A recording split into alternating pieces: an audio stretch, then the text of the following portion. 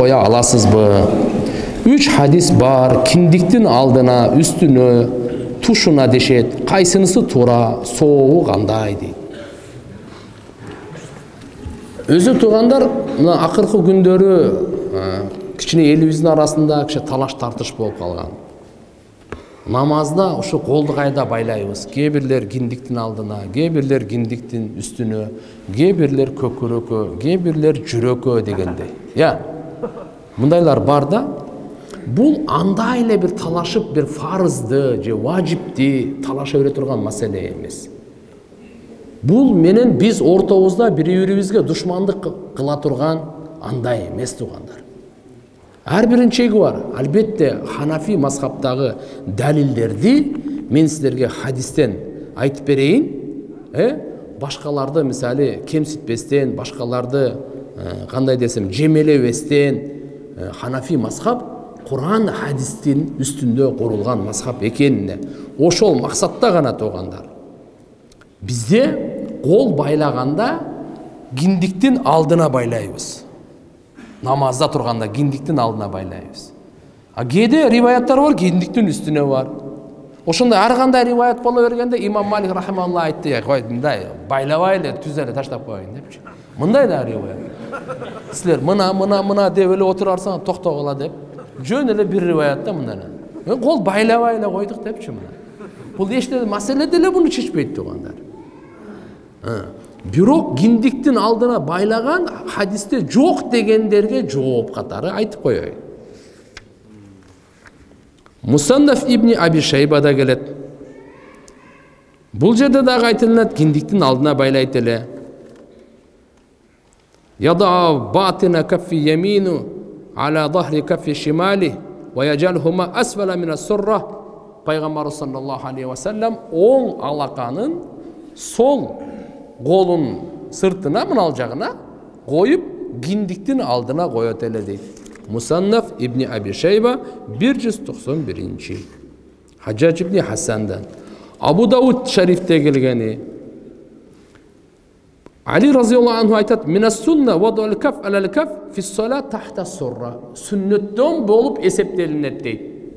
Алаканга алаканыңызды коюп туруп, киндиктин алдына коюңуз. Ушул сүннөттөн деп Хазрет Али айтып атат. Пайгамбарыбыздын үйүндө чоңойгон. Күйөө баласы дагы, иниси дагы. Бул риваят Абу Дауд деген шариф китепте.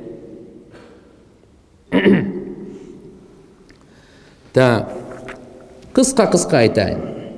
Ибн Мунзир айтат: "Обихи кала Суфьян Саури ва Исхак, кала Исхак тахта сурра аква фил хадис ва акраб иля таваду" деген. Бул киндиктин алдына колду байлаган хадистерде эң күчтүүрөөк. Киндиктин үстүнө да хадистер бар.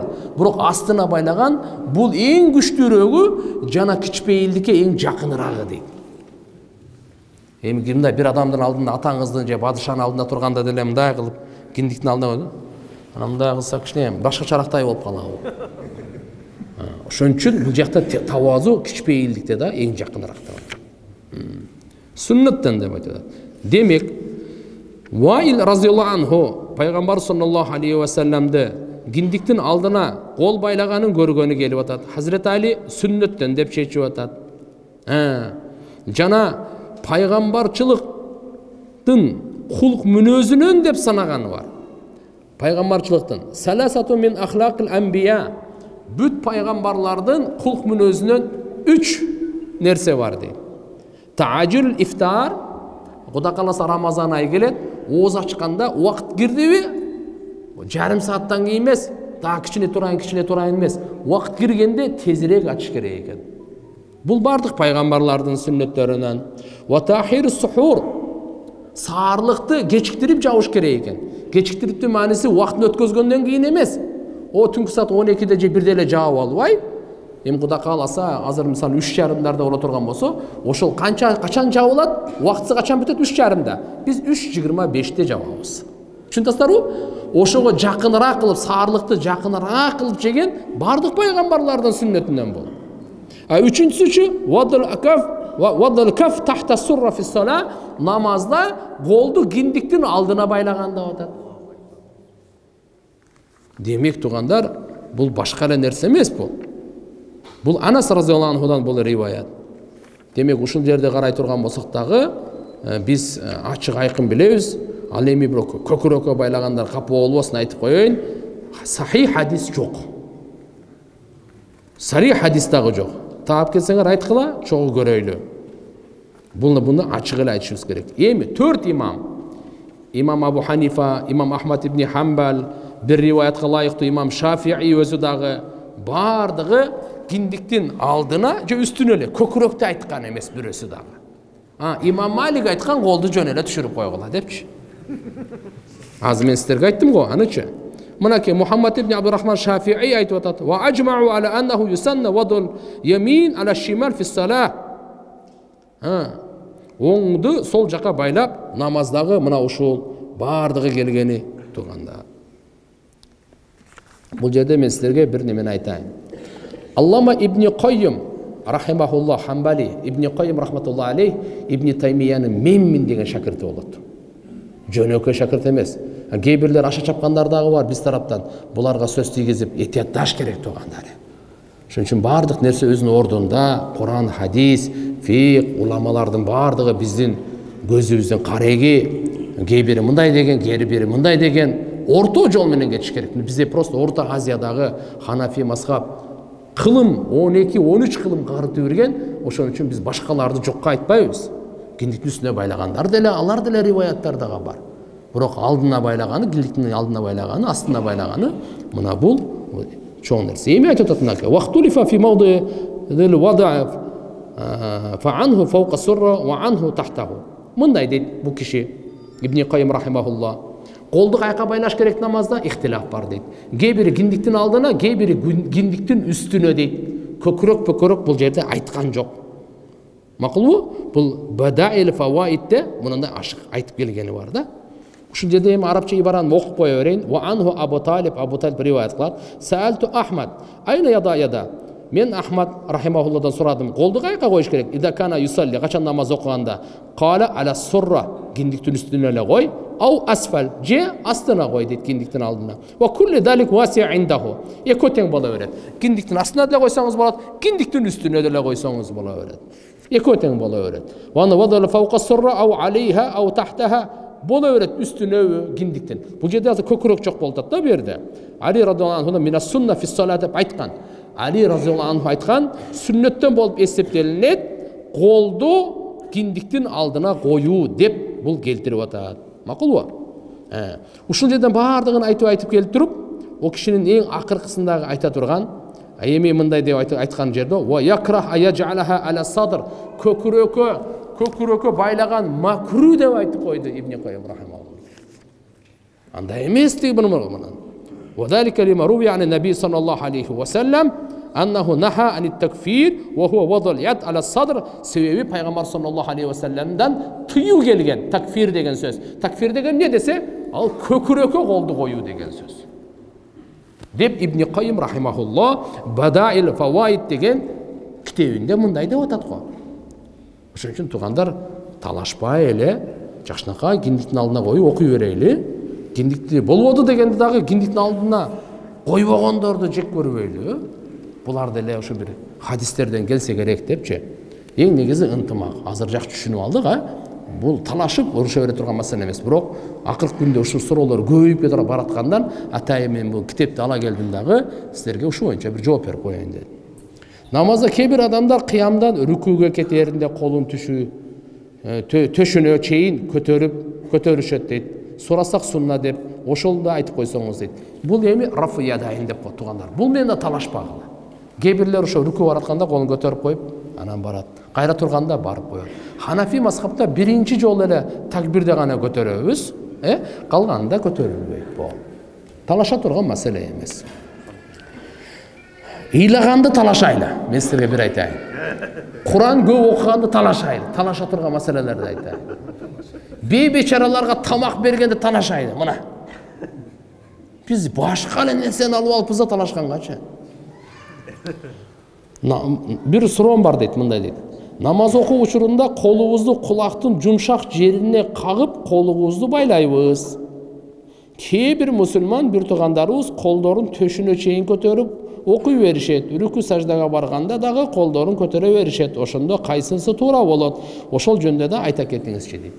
Айтат элем, туура жана туурарактын ортосундагы талаш бул. Макулбу? Киндиктин үстүнө койгон туура, астына койгон туурарак. Бир жолу эле көтөргөн. Бул жана. Ар жолу көтөрүп атпайбы? Бул деле туура. Бирок бир эле жолу көтөрүп койгон бул туурарак. Эми өзүңүз караңыз, жакшы менен жакшыраакты, пышкан менен пышыгыраакты дегенде. Анан эми бирок мына жерде азыр колду кайерге көтөрүү маселесин айтайын. Мына жерге чейин көтөрүп койгон алардын намазы деле болот туган. Бир өткөндө айтканбыз, бул жерге көтөрсөңүз 3 хадиске амал кыласыз. Берге көтөрсөңүз 1 хадиске амал кыласыз. Эми 1 хадиске амал кылып, 1 хадистин соогун алгыңыз келеби? Же 3 хадиске амал кылып, 3 хадистин соогун амал кылгыңыз келеби? Сиздин ыктыярыңызда экен. Эми ушул жерге дагы мен айтып коеюн кайерге чейин. Мына кээ бирлер мына суроо айтат да, мындай дейт. Кулактын жумшак жерине чейин, мына кулактын жумшак жери бар го? Ушул жерге чейин bunday hadis жок дегендер чыкты батырлар. Ошолорго ушундай бар экенин эле айтайын деп китепке келдим. Бара ибн Азиб радияллаху анху айтат: "Кана наби саллаллаху алейхи ва саллям ида каббара рафа ядай." Пайгамбарыбыз качан намазга такбир Аллаху акбар дегенде колун көтөрөт эле. Hatta nara ibhamayhi qariban min uzunayhi. Бул Бара ибн Азиб сахаба айтат, пайгамбарыбыз көтөргөндө биз бармактарын, эки бармагын көрөт элек, кулагына жакын көрөт элек дейт. Аркада турат да. Мен сизден мына аркада турат да. Пайгамбарыбыз алдыда туруп Аллаху акбар дегенде мындай кылганда көрүнөбү? Бармак каяктан көрүнөт, Аркада турган кишиге көрүнбөйт да бул. А бул айтып атат. Kitap kaysi kitapte Musnad-i Ahmad. İmam Ahmad ibn Hanbal rahimahullah hadis kitaplarını toplagan, oşol kitapın adı Musnad-i Ahmad. Bu hadis oşoda gelip atat.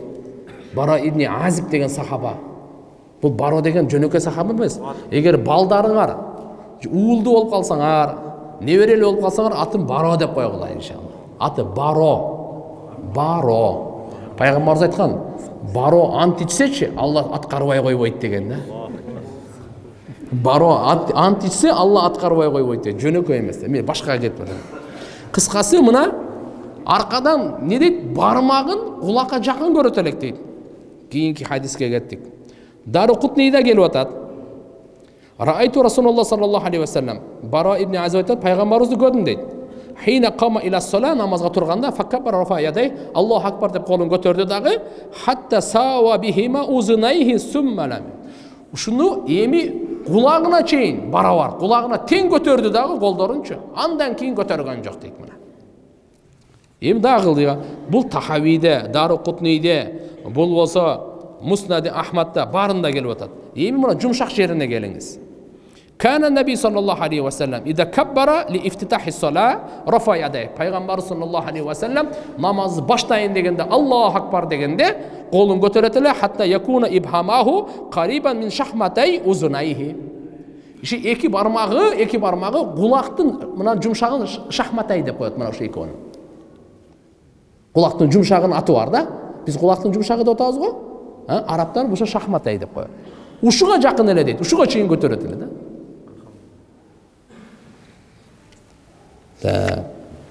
Sunani Kubra'da gelet, uşuğa jakın hadis mınake.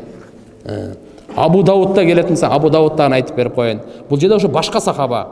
Abdullah ibn Jabbar ibn Wa'il radıyallahu anh atasından rivayet geliyor. Aytıp atat. Peygamber sallallahu aleyhi ve sellem gördüm. Şu götörgönde deyit. Kanata bihiyali mankibayhi ve haza bi ibhamayhi uzunayhi summa kabbar. Bu Peygamber sallallahu aleyhi ve sellem iki barmağın kulağına çeyin, şu barabarına çeyin götörgönden keyin anan Allahu akbar dep aytat ele deyit. Bu kaysyda? Abu Davud'da. Nasai'de dagı gelip atat. Tuhazi şahmatay uzunay deyit. Kulağının şu jumşagına çeyin dep götörөт ele. Mu'jam Tabarani Kabir'de gelip atat. Muslim Şerif'te gelip atat. Vail ibn Hujr'dan aytat, men Peygamber sallallahu aleyhi ve sellem'de gördüm. Rafa yadayhi hina dakhala fi s-salah, namaza girgende kolun götörөт ele. Kabbara wasafa hamam hiyala uzunay. Peygamber kayırga çeyin götörөт ele dese, şu kulağına çeyin götörөт ele deyit. Tamam mı? Geçti o mu? Allah Teala barızga tevfik versin. Эми биз айтып атканым баягы Ханафи мазхаб бир ойлоп ушундай болсо керек деп чыгарып алган мазхаб эмес. Куран хадисти алдыга коюп, бардык хадистерди карап, ушу бирөө дагы амал кылынбай калбаса экен деп ошолорду бириктирген ушундай кереметтүү мазхаб. Ошого биз шүгүр кылышыбыз керек.